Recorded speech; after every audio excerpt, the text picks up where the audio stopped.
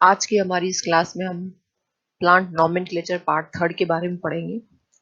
इससे पहले वाली अपनी क्लास में हमने प्लांट नॉमेनक्लेचर पार्ट टू के बारे में पढ़ा था, जिसके अंतर्गत हमने आईबीसी अर्थात इंटरनेशनल बॉटनिकल कांग्रेस के बारे में पढ़ा था, आईसीबीएन अर्थात international code for botanical nomenclature को देखा था हमने, और ICN international code for nomenclature of algae fungi and plants के बारे में देखा था। आज हम चर्चा करेंगे आईसीबीएन की डिटेल में, international code of botanical nomenclature, जो कि प्लांट्स, एल्गी, इनको नॉमेनक्लेचर करने के लिए कुछ सेट ऑफ रूल्स हैं जो कि कोड कहलाए जाते हैं।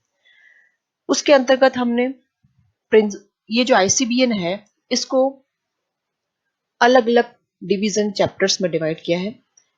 इसके डिफरेंट जो पार्ट्स है उसके अंतर्गत प्रिंसिपल हैं, रूल्स हैं, रिकमेंडेशंस हैं और अपेंडिसेस हैं। हमने प्रिंसिपल देख चुके हैं हम, और आज हम पढ़ने जा रहे हैं रूल्स के बारे में। मैंने रूल्स की एक आउटलाइन आपको बता दी थी, जिसमें 10 रूल्स हैं, जैसे कि प्रिंसिपल ऑफ प्रायोरिटी है, डिफरेंट कंडीशंस में नॉमेनक्लेचर है, रिजेक्शन ऑफ नेम्स है, टाइपिफिकेशन बहुत इंपॉर्टेंट है। तो इसके बारे में हमने खाली लिस्टिंग की थी। तो अब हम पढ़ने जा रहे हैं रूल्स ऑफ नॉमेनक्लेचर। तो पहला हम पढ़ते हैं principle of priority. Principle priority, जैसा कि अभी मैं बता चुकी हूँ कि यह एक सबसे इंपॉर्टेंट इसकी बात है कि ये this rule does not apply to the name of taxa above the rank of family. मतलब फैमिली और जीनस और स्पीसीज के लिए तो ये रूल लागू होता है, लेकिन उसके ऊपर की जो कैटेगरीज है उसमें ये प्रिंसिपल ऑफ प्रायोरिटी फॉलो नहीं होती है। अर्थात यदि किसी एक व्यक्ति ने अलग अलग व्यक्ति ने एक ही प्लांट को अलग अलग समय में अलग अलग नाम दिया है अलग अलग समय में, तो जो करेक्ट नेम होगा वह क्या होगा, जो कि अर्लीस्ट लेजिटिमेट होगा और आईसीबीएन को फॉलो करता है, वही उसका फाइनल नाम होगा। तो अलग अलग नाम सब बाद में दूसरे जो पहले सबसे पहले समय के हिसाब से ईयर में जो पहले आएगा उसको माना जाएगा final. Then typification, it is very important rule of the ICBN. This involves the designation of a nomenclature type for a name. जब हम किसी भी जीनस का या स्पीसीज का या फैमिली का जब नेमिंग किया जाता है, तो एक नॉमेनक्लेचर टाइप स्पेसिमेन के ऊपर ही उसका आधारित होगा, जिसको कि हम टाइप स्पेसिमेन भी कहते हैं या उसको हम नॉमेनक्लेचर टाइप भी कह सकते हैं। तो एक नॉमेनक्लेचर टाइप क्या है?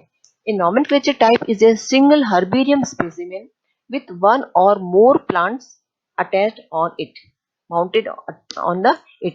इसमें मतलब ये हुआ कि जो नॉमेनक्लेचर टाइप है अर्थात जो टाइप स्पेसिमेन है वो एक हर्बेरियम स्पेसिमेन है जिसके ऊपर की प्लांट को चिपकाया हुआ है, और उसी को डिस्क्राइब करके प्लांट का नेमिंग किया जाएगा, उसका डिस्क्रिप्शन साथ में होगा उस हर्बेरियम शीट के ऊपर, जिसको कि हम नॉमेनक्लेचर टाइप कहते हैं, उसके ऊपर उसका डिस्क्रिप्शन साथ में लिखा हुआ होगा, और वही एक उसका टाइप स्पेसिमेन कहलाएगा।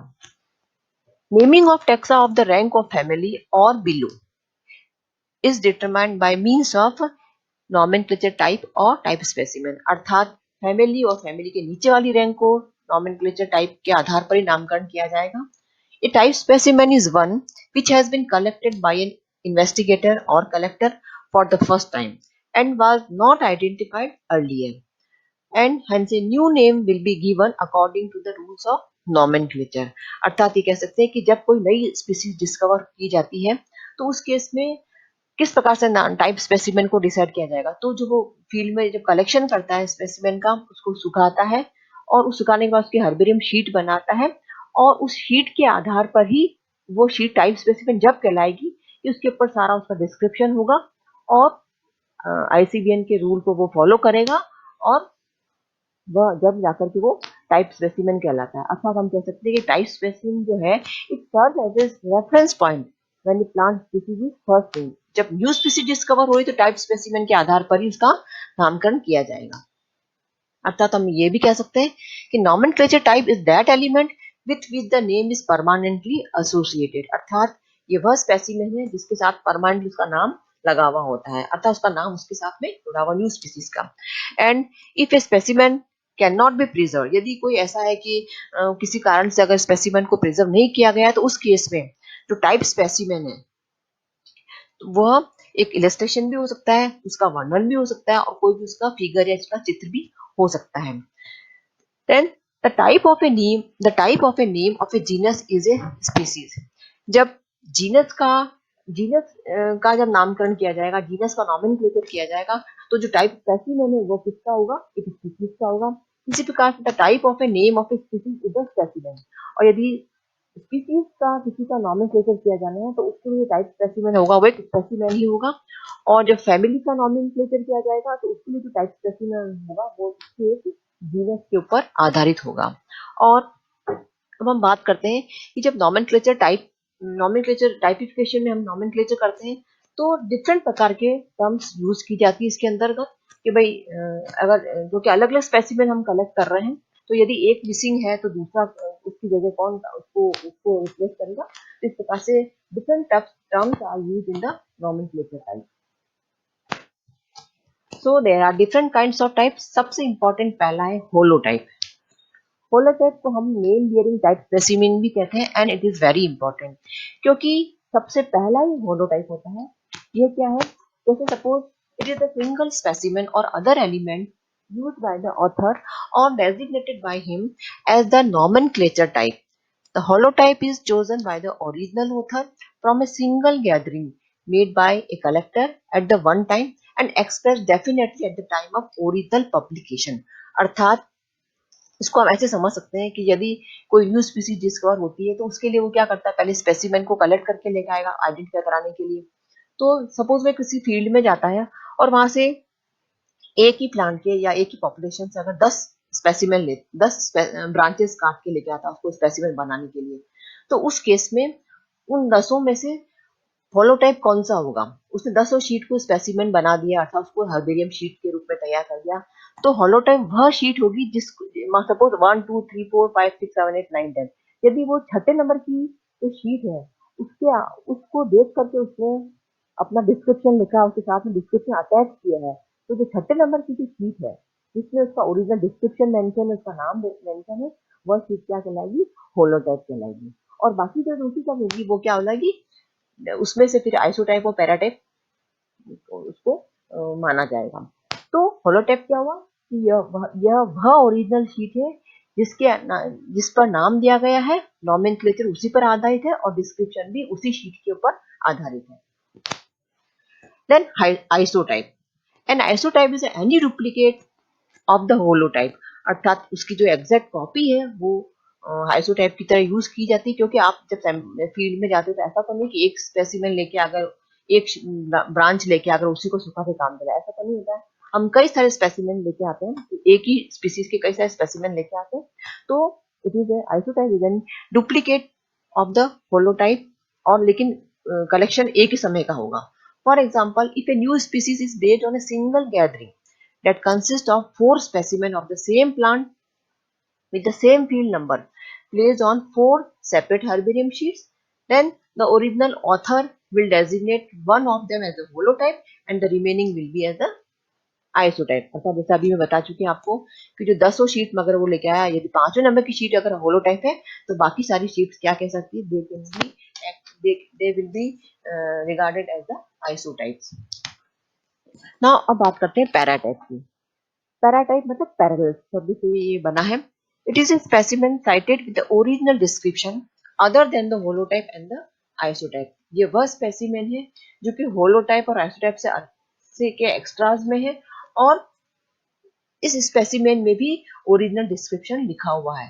It is a specimen cited with the original description other than the holotype and isotype means there can be only one sheet of holotype, whereas the number of the sheets of there will be many number of sheets of isotype and the paratype। अर्थात जो हमने एक साथ जो 10 specimen हम लेके आए, 10 हमने हर्बेरियम शीट बना दी उसको अलग अलग चिपका करके, तो एक तो उसमें होलोटाइप हो जाएगा और बाकी सारे आइसोटाइप या पैराटाइप का काम करेंगे।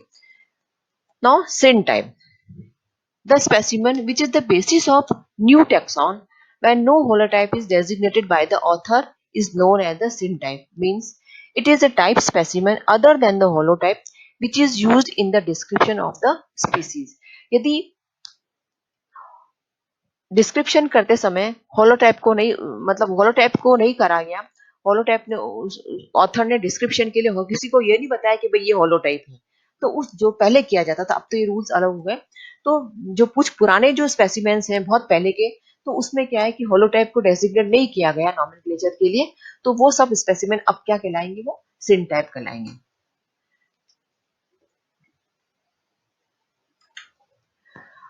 लैक्टोटाइप, लैक्टोटाइप क्या है?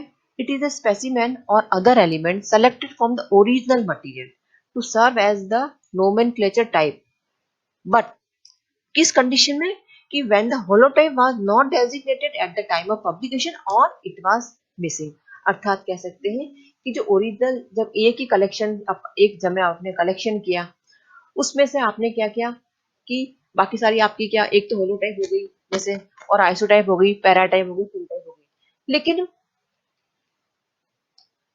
यदि होलोटाइप को उस समय नहीं बनाया गया या होलोटाइप डेजिग्नेट नहीं की गई पब्लिकेशन के समय, किस समय? पब्लिकेशन के समय होलोटाइप नहीं बताया, या फिर किसी कारण से होलोटाइप जो है वो नष्ट हो गई, ट्रांसपोर्टेशन में नष्ट हो गई, या उसको दीमक खा गई, वो किसी प्रकार से इंसेक्ट कीड़े से वो डैमेज हो गई, तो उस केस में जो ओरिजिनल मटेरियल है 10 शीट, उसमें से एक शीट को लैक्टोटाइप की तरह यूज किया जा सकता है।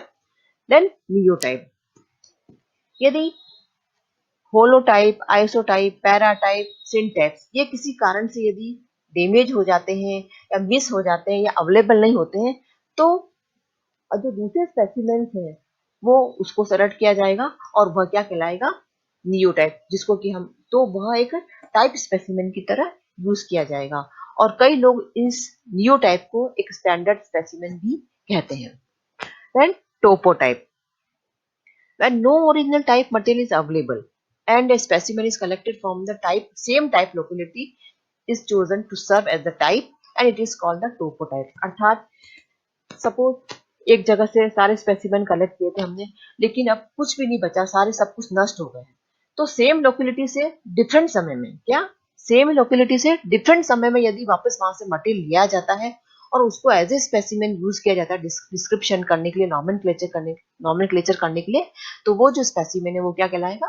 टोपोटाइप। अर्थात टोपोटाइप सेम लोकेलिटी से कलेक्ट किया है, लेकिन इसका समय अलग है, वो पहले होलोटाइप और ये सब पहले समय में यूज किए गए, में कलेक्ट किए गए थे, और जब नेक्स्ट कलेक्शन होगा तो वो क्या कहलाएगा? उसका topotype. Then epitype, epitope is the specimen which is selected to serve as an interpretive type when the holotype, lactotype, videotype could not effectively be identified to name the taxon. It is called the epitope. Again, holotype, lactotype, videotype नहीं है, तो उस case में एपिटाइप जो होता है वो nomenclature के लिए यूज किया जाएगा, और उसको हमने क्या कहा? एपिटाइप। तो बच्चों आज के लिए इतना ही है। नेक्स्ट टर्न पे हम नॉमेनक्लेचर के जो बाकी जो रूल्स हैं वो पढ़ेंगे। अभी तक हमने क्या पढ़ा? प्रिंसिपल ऑफ प्रायोरिटी पढ़ लिया और टाइपिफिकेशन पढ़ लिया। टाइपिफिकेशन बहुत इंपॉर्टेंट है, इसकी जो डिफरेंट टाइप की जो होलोटाइप, नेक्टोटाइप ये सब है, इसके ऊपर जो आपका ए पार्ट है उसमें क्वेश्चंस बनते हैं, डेफिनेशन के रूप में बनते हैं, या फुल क्वेश्चन भी इस पे आ सकता है कि right A short notes on typification, इस प्रकार से इट इज वेरी इंपॉर्टेंट।